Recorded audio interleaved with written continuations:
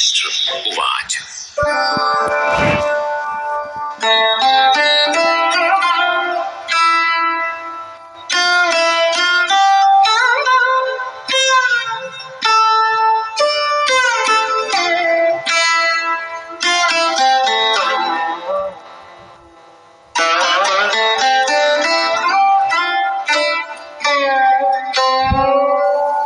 धर्मक्षेत्रे कुरुक्षेत्रे समवेता युयुत्सवः मामकाः पाण्डवाश्चैव किमकुर्वत संजय।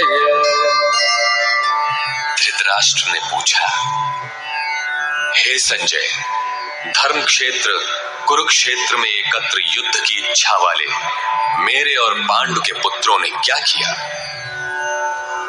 अज्ञान रूपी धृतराष्ट्र और संयम रूपी संजय। अज्ञान मन के अंतराल में रहता है। अज्ञान से आवृत मन धृतराष्ट्र जन्मांध है, किंतु संयम रूपी संजय के माध्यम से ये देखता है, सुनता है। वो समझता है कि परमात्मा ही सत्य है। फिर भी जब तक इससे उत्पन्न मोह रूपी दुर्योधन जीवित है, इसकी दृष्टि सदैव कौरवों पर रहती है, विकारों पर ही रहती है।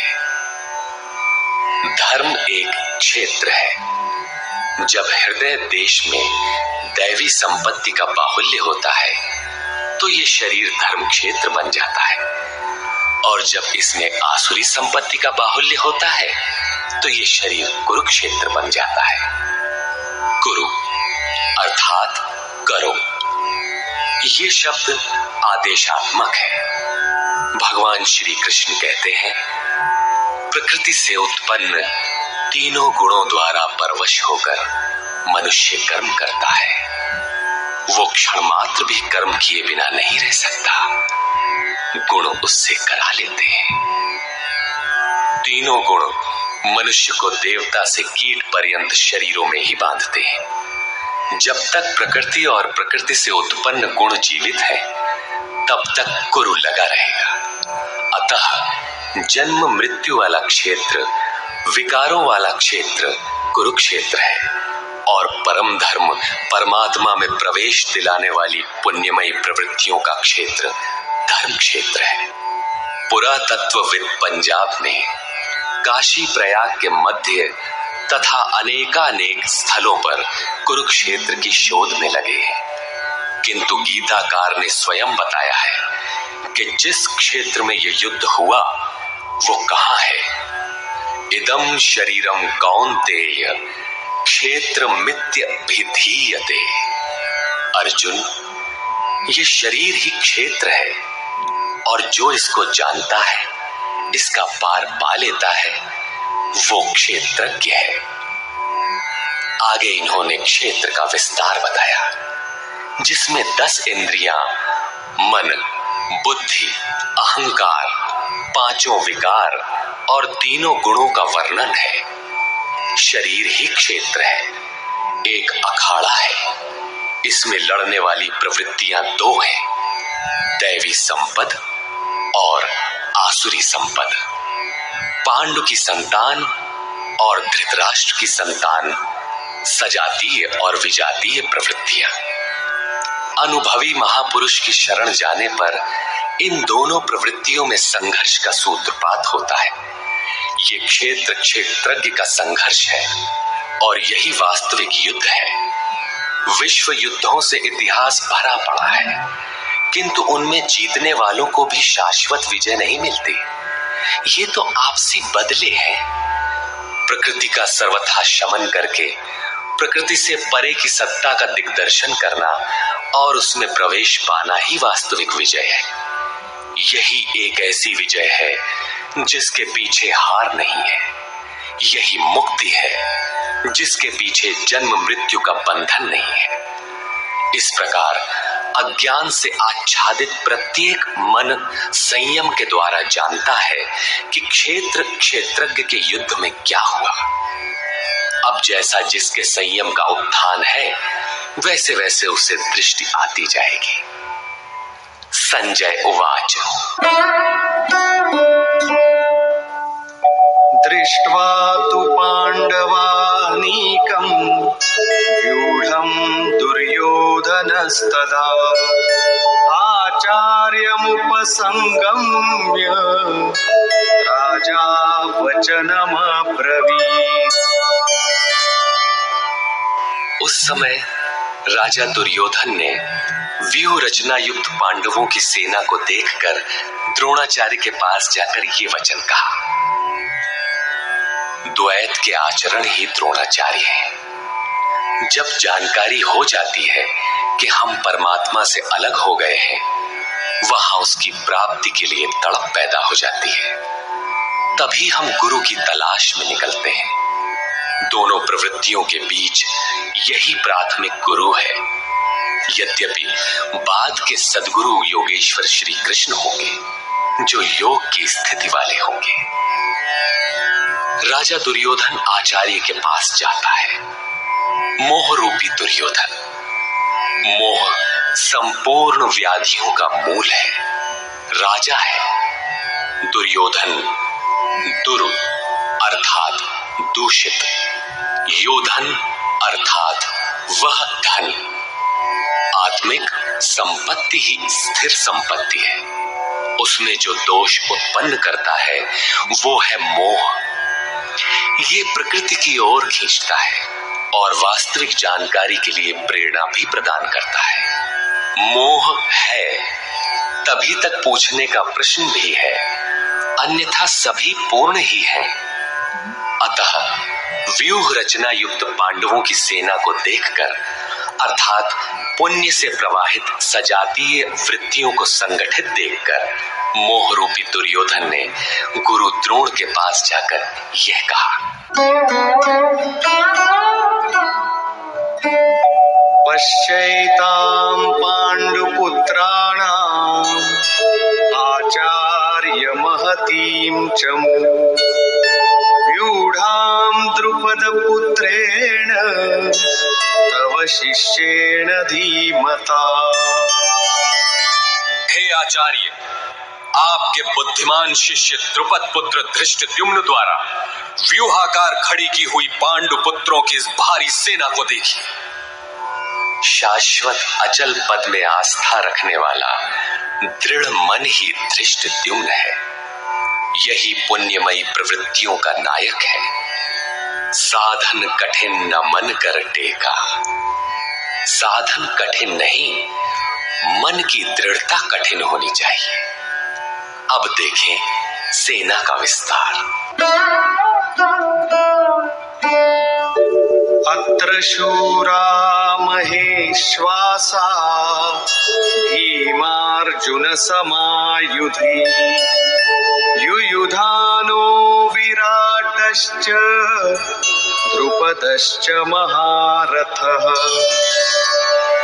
इस सेना में महेश्वासा, महान ईश में वास दिलाने वाले भाव रूपी भीम, अनुराग रूपी अर्जुन के समान बहुत से शूरवीर, जैसे सात्विकता रूपी सात्यकी, विराट सर्वत्र ईश्वरीय प्रवाह की धारणा, महारथी राजा द्रुपद अर्थात अचल स्थिति, तथा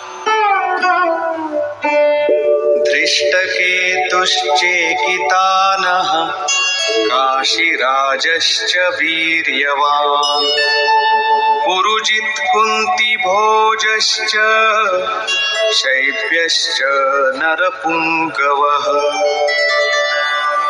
धृष्टकेतु दृढ़ कर्तव्य, चेकितानः जहां भी जाए वहां से चित्त को खींचकर इष्ट में स्थिर करना, काशीराजः काया रूपी काशी में ही वो साम्राज्य है, पुरजित स्थूल सूक्ष्म और कारण शरीरों पर विजय दिलाने वाला पुरुजित, कुंती भोजा कर्तव्य से भव पर विजय, नरों में श्रेष्ठ शैव्य अर्थात सत्य व्यवहार।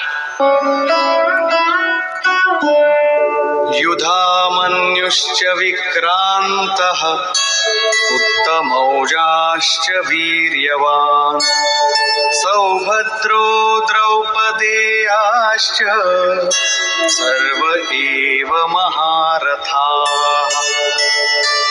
और पराक्रमी युधामन्यु, युद्ध के अनुरूप मन की धारणा, उत्तमौजा, शुभ की मस्ती, सुभद्रा पुत्र अभिमन्यु। जब शुभ आधार आ जाता है तो मन भय से रहित हो जाता है।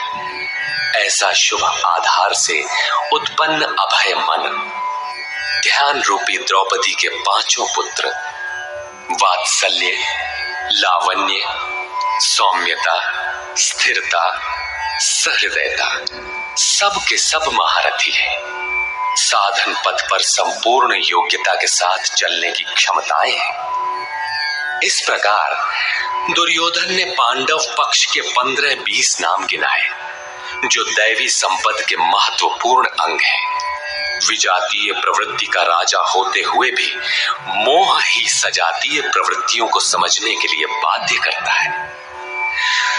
दुर्योधन अपना पक्ष संक्षेप में कहता है, यदि कोई बाह्य युद्ध होता तो अपनी फौज बढ़ा चढ़ा कर गिनाता। विकार कम गिनाए गए क्योंकि उन पर विजय पाना है, वे नाशवान हैं। केवल 5-7 विकार बताए गए जिनके अंतराल में संपूर्ण बहिर्मुखी प्रवृत्ति विद्यमान है, जैसे अस्माकं तु विशिष्टाये तान्निबोध द्विजोत्तम नायका मम सैन्यस्य संज्ञार्थं तान् ब्रवीमि ते। द्विजोत्तम, हमारे पक्ष में जो जो प्रधान हैं उन्हें भी आप समझ ले। आपको जानने के लिए मेरी सेना के जो नायक हैं उनको कहता हूं। बाह्य युद्ध में सेनापति के लिए द्विजोत्तम संबोधन असामयिक है। वस्तुतः गीता अंतःकरण की 2 प्रवृत्तियों का संघर्ष है, जिसमें द्वैत का आचरण ही द्रोण है। जब तक हम लेश मात्र भी आराध्य से अलग हैं, तब तक प्रकृति विद्यमान है, द्वैत बना है। इस द्वि पर जय पाने की प्रेरणा प्रथम गुरु द्रोणाचार्य से मिलती है। अधूरी शिक्षा ही पूर्ण जानकारी के लिए प्रेरणा प्रदान करती है। वो पूजा स्थली नहीं, वहां शौर्य सूचक संबोधन होना चाहिए। विजातीय प्रवृत्ति के नायक कौन कौन है?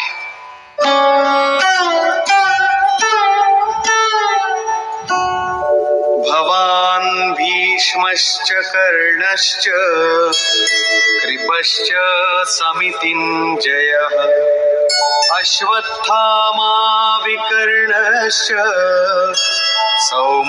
सौमदत्तिस्तथैव च। एक तो स्वयं आप द्वैत के आचरण रूपी द्रोणाचार्य हैं। भ्रम रूपी पितामह भीष्म है। भ्रम इन विकारों का उद्गम है, अंत तक जीवित रहता है, इसलिए पितामह है। समूची सेना मर गई, ये जीवित था। शरशैया पर अचेत था, फिर भी जीवित था। ये है भ्रम रूपी भीष्म। भ्रम अंत तक रहता है। इसी प्रकार विजातीय कर्म रूपी कर्ण तथा संग्राम विजयी कृपाचार्य है। साधनावस्था में साधक द्वारा कृपा का आचरण ही कृपाचार्य है। भगवान कृपाधाम है और प्राप्ति के पश्चात संत का भी वही स्वरूप है। किंतु साधन काल में जब तक हम अलग हैं, परमात्मा अलग है। विजातीय प्रवृत्ति जीवित है, मोहमयी घिराव है। ऐसी परिस्थिति में साधक यदि कृपा का आचरण करता है तो वो नष्ट हो जाता है।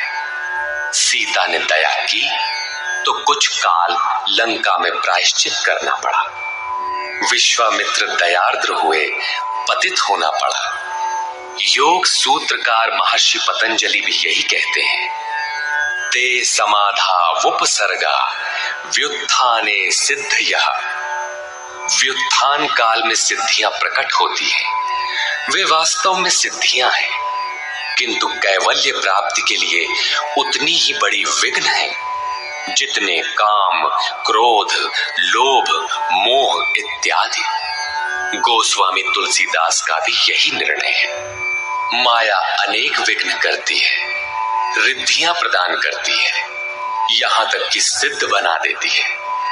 ऐसी अवस्था वाला साधक बगल से निकल भर जाए, मरणासन रोगी भी जी उठेगा। वो भले ठीक हो जाए, किंतु साधक उसे अपनी देन मान बैठे तो नष्ट हो जाएगा।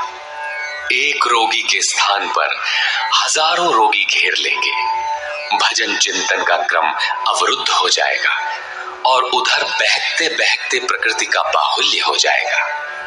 यदि लक्ष्य दूर है और साधक कृपा करता है, तो कृपा का अकेला आचरण ही समितिंजय समूची सेना को जीत लेगा।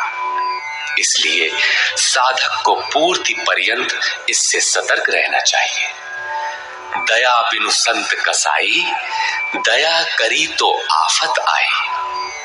लेकिन अधूरी अवस्था में ये विजातीय प्रवृत्ति का दुर्धर्ष योद्धा है। इसी प्रकार आसक्ति रूपी अश्वत्थामा, विकल्प रूपी विकर्ण और भ्रममयी श्वास ही भूरि श्रवा है। ये सभी बहिर्मुखी प्रवाह के नायक हैं।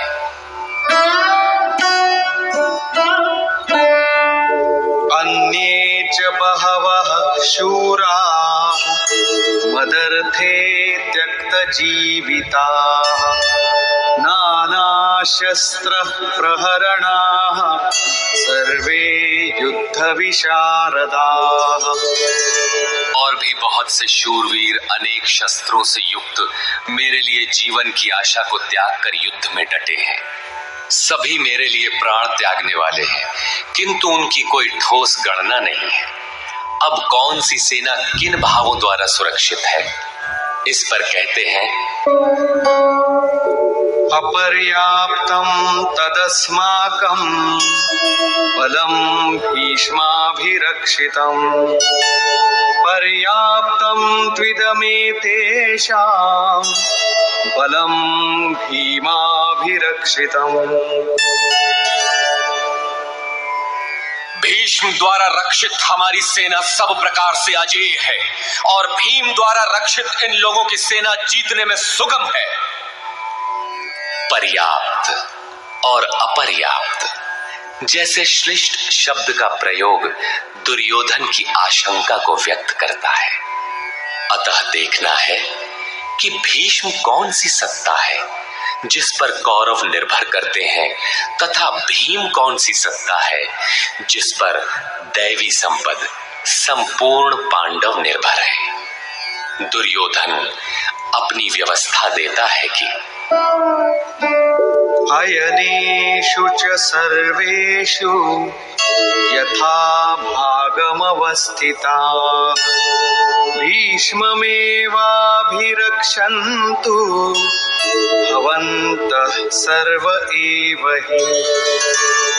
इसलिए सब मोर्चों पर अपनी अपनी जगह स्थित रहते हुए आप लोग सब के सब भीष्म की ही सब ओर से रक्षा करें। यदि भीष्म है तो हम अजेय हैं, इसलिए आप पांडवों से न लड़कर केवल भीष्म की ही रक्षा करें। कैसा योद्धा है भीष्म, जो स्वयं अपनी रक्षा नहीं कर पा रहा है, कौरवों को उसकी रक्षा व्यवस्था करनी पड़ रही है। ये कोई बाह्य योद्धा नहीं, ब्रह्म ही भीष्म है। जब तक ब्रह्म जीवित है, तब तक विजातीय प्रवृत्तियां कौरव अजेय है।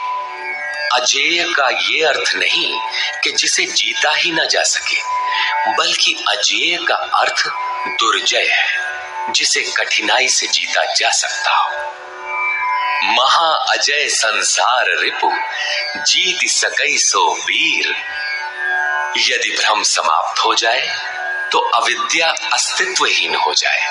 मोह इत्यादि जो आंशिक रूप से बचे भी हैं, शीघ्र ही समाप्त हो जाएंगे। भीष्म की इच्छा मृत्यु थी। इच्छा ही भ्रम है। इच्छा का अंत और भ्रम का मिटना एक ही बात है। इसी को संत कबीर ने सरलता से कहा, इच्छा काया इच्छा माया, इच्छा जग उपजाया। कह कबीर जे इच्छा विवर्जित, ताका पार न पाया। जहां भ्रम नहीं होता वो अपार और अव्यक्त है। इस शरीर के जन्म का कारण इच्छा है। इच्छा ही माया है और इच्छा ही जगत की उत्पत्ति का कारण है। सो कामयत तदैक्षत बहुस्याम प्रजा ये इति।